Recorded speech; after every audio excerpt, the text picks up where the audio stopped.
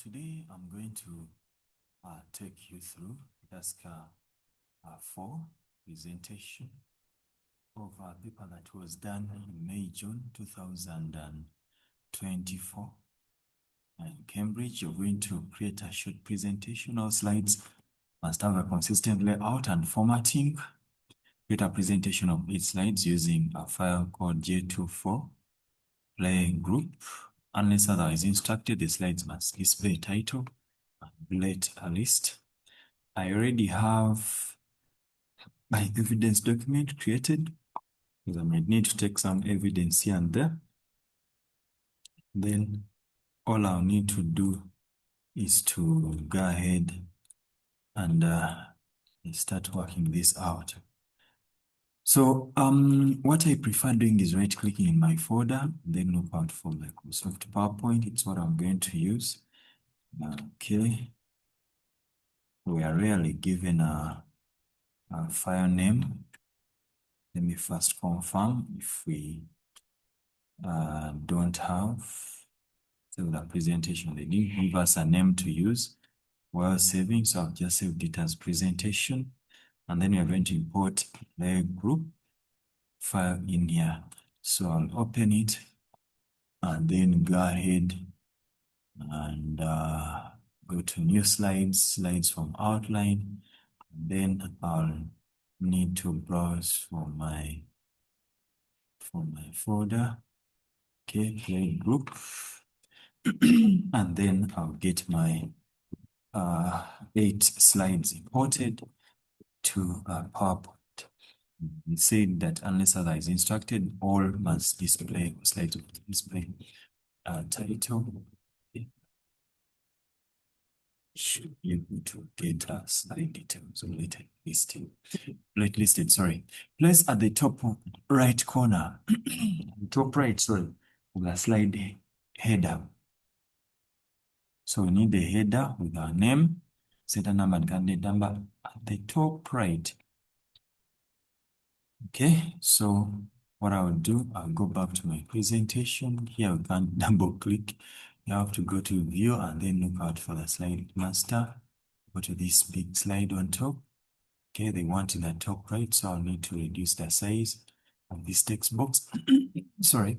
And then I'll go ahead and insert, pick a text box, and then draw my name, center number, and then my candidate number. Okay, the top right corner, let me go right align it so that it's exact top right. Okay, and then place in the footer automated slide numbers left aligned. So in the footer down here, we shall need automated slide numbers. I'll raise these text boxes. I'm going to remove them. But what I'll need to do is to insert again another text box. The reason as to why I insert these text boxes, they give me flexibility and control over where I want my data to go. So I press a space to ensure that there is a blinking cursor. You get to know when there is no blinking cursor and you go to insert and look for slide number, it might not give you what you want. But if I put a space inside, then I click slide number, it will just go there straight away without giving me those other dialog boxes. So in the footer, automated slide numbers left aligned. Make sure the head and the footer appear in the same position on every slide, and I'm very sure they will appear in the same position on every slide. And then no items overlap, and indeed, when I look at my presentation, I don't have any items that overlap, so I can go back to my view and take this back to normal view. I'm able to see my candidate details and then the page numbers on every slide. And then those are 3 marks. Locate a slide with a title, our staff. That slide must be there, our staff. You can see it here. And then after locating it, select the 3 bulleted items after text. After the text, center manager. Who Okay, so see center manager who, so all these I think. Okay. Now they just want the 3, sorry about that. So I select 1, 2, 3, these ones here. Okay. And then format them so that they can look like this. At times by default, when you press the tab key, or when you just click on tab, see something happening. But for this case, the blades are different. So I'm going to go to view under my slide master. I'm going to control still slide master. The second, this must be the second level. Actually, it's like the third level bullets. So I'm going to change the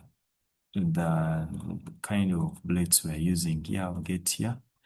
It's not part. Customize this and then pick out one that is close. I think it's like this. So I'll click OK and OK. So that my third level bullets come out like that. This time around, when I select these 3, press tab, to come out like that. And then it is also italic. So I can click on italic. Yeah, I think that was it. But it also looks like as if it's bold. I don't know if it is bold. As if it looks bold. When I look at it, it looks to be different from this. Though it might not be bold. Maybe it's my eyes. Okay. Delete the slide with the titles, Our Guiding Principles and Areas of Learning and Development. So, we want our guiding principles, this one, and then press delete on a keyboard. And also right click and just delete. These 2 slides are gone. Use the data in J2421. J2421. So I can do that file. J2421 test scores to get a particular chart. So you have our test scores, get it, and then this is the text. Okay, they want us to get a vertical bar chart to compare achievement for only the subjects literacy and mathematics. Display the subjects as labels, sorry, on the category axis. So want a bar chart, and then the subjects should be on the category axis. Display the subjects as labels on the category axis. We are comparing achievement in literacy and mathematics. So these two, go and select them. Then after selecting them, I'll go to insert. I'll pick a bar chart, a simplest one. Okay, so I'm able to see literacy. Okay, oh, they're not given names. They're not given names. So that means this is literacy. This is social literacy. This is mathematics. Okay, this is mathematics. I think I did I select the whole range? Yes, I did. So literacy, this is how it compares to preschool, but I think I also needed to select something. Let me first delete this chart. So I needed to first select this, then select these subjects. I hold control as I do select them. Okay. Then after doing that, I'll get here. Yes, now it comes out better. So I'm able to see in preschool, this is preschool, this is no preschool. So I'm able to compare these 2 subjects very well. Then after doing that, this way the subjects as labels on the category axis. Okay, we see that subjects on the category axis, the value axis has the values. Label the chart with the title, impact of early childcare on test results. So where I have the chart title, I'll put that. Even make it bold. just to make it look better. Okay, display the following values only as data labels along the top of each bar. So I'll get here, and you click on this thing, it gives you data labels. Okay, you can even have control over where I want them to be. Okay, non-center, they said at the top. Okay, so default, when I select this, it puts them at the top. And then a legend showing preschool, non-preschool. I have my legend here. It already came out very well. Then I know, okay, effects of preschool attendance. Test scores, okay. So these are test scores, and then these are subjects. Yeah, test scores, subjects. So I need also to include the access titles. So these are subjects, and these are test scores. Scores.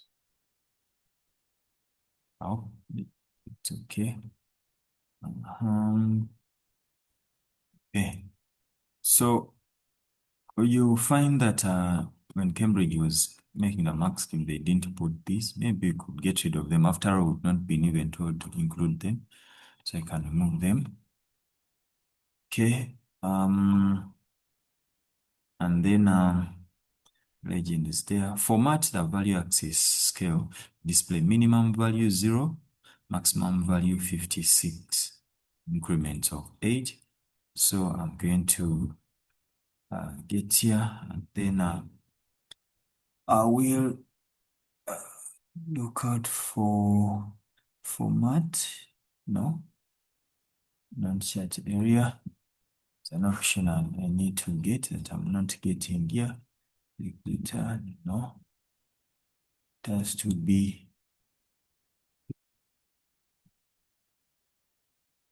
okay. Can't find it here, but let me try formatting the chat area. Instead of this, I'm going to pick out the value axis, axis. Okay, then axis options. Yeah, value axis and then axis options. Put they said minimum should be 0, maximum 56. So put this to 56. And then increments of 8 instead of 10. And we see this working out perfectly well. Place the chart to the left of the bullets on the slide with the title, academic performance. Make sure no words are split, all the data and labels are fully visible. The chart and its contents do not overlap in the slide items. So I'll get here and look out for academic performance, which is this slide. I can change the layout of this slide to give me, nope, this, I think I chose a wrong layout. It should be to content. Okay. Anyway, either way, we brought the contents this side. You can even just choose always to reduce the size here. Resize the text box and then just add it there. So I'm pasting this here. Okay, and then make sure that it fills up. It fits very well like that. And indeed it looks okay. No items are overlapping and everything is fine. Then after doing that, on the slide with a title long-term benefits, create an arrow-shaped action button that looks like this. Position this in the bottom right corner. So I'll look for the long-term benefits, which is the last one here. Then I'll go to insert. I'll look for my shapes, and then I'll pick out an arrow in the bottom right corner. I'm going to remove the color fill. Shouldn't be filled with a color, I guess, and then the outline seems to be black and it looks to be a little thick. So I'll give it a bigger weight. Okay. No, it's like that.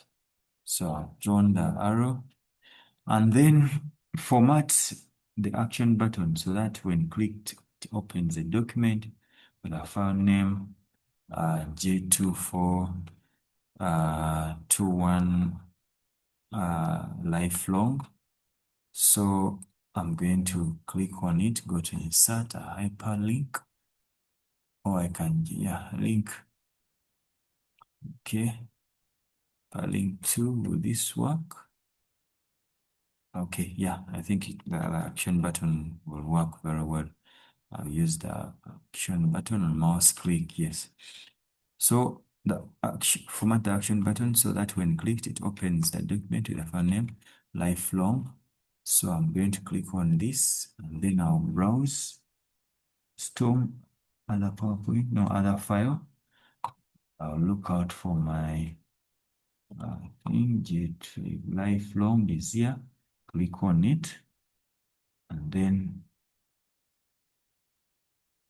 okay. So I'll test and see as I'm presenting. When I click on it, it opens this file, and indeed it does open it perfectly well. Okay, enter lifelong gains as the back font of the action button. There's something I didn't do. I need to work that out. Okay, make sure that the text displays on one line.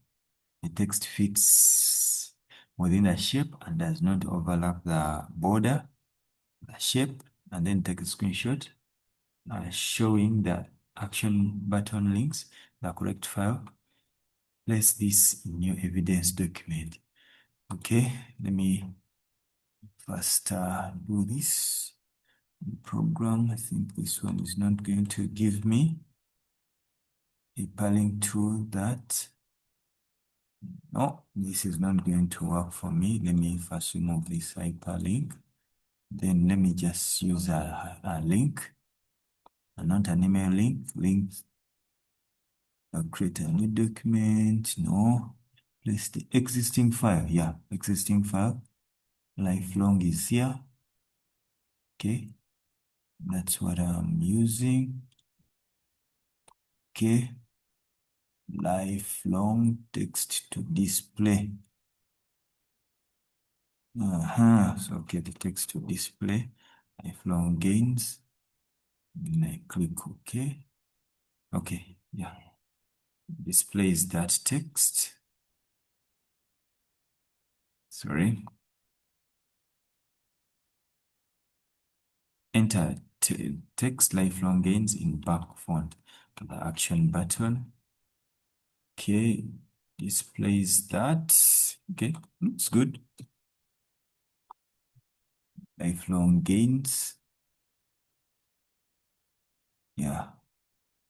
And then, yeah, I'll need to take a screenshot of this or of the button.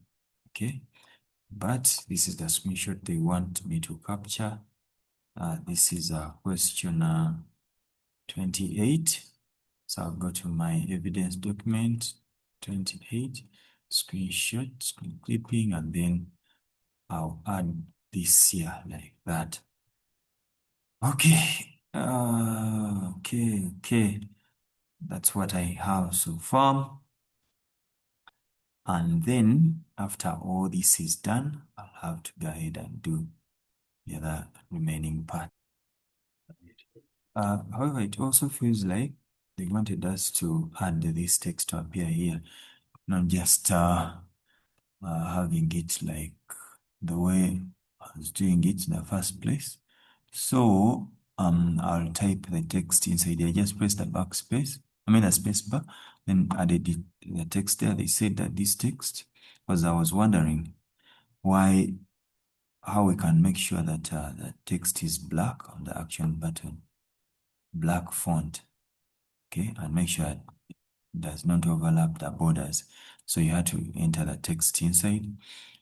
So I'll reduce the size like that, let it appear like that. So I have to make sure it doesn't overlap. wrap. Yeah, that's what I have. And then when all that is done, I think we shall be good to proceed. Take a screenshot. I've already taken a screenshot in your evidence to make sure that the file name is fully visible. The file name of this file is here, fully visible. Then the next question requires us to save the presentation, and then save, and then print the presentation as handouts in portrait orientation with 2 slides to a page, each filling half of the page. So I'll go to File, Print, okay, print all slides, not full page, but instead I'll need to have handouts, 2 slides per page like that. That's what I'll need to have. I'm going to print it to PDF. Okay, each filling, okay, go ahead and then print. Let me save my work here. Okay, this is one. So that's how your presentation should look like. And then make sure that your name, okay, the last one is to print. Okay, the last one is to print the evidence document. So with this, we are done with the last task for presentations. Thank you so much. See you in the next one.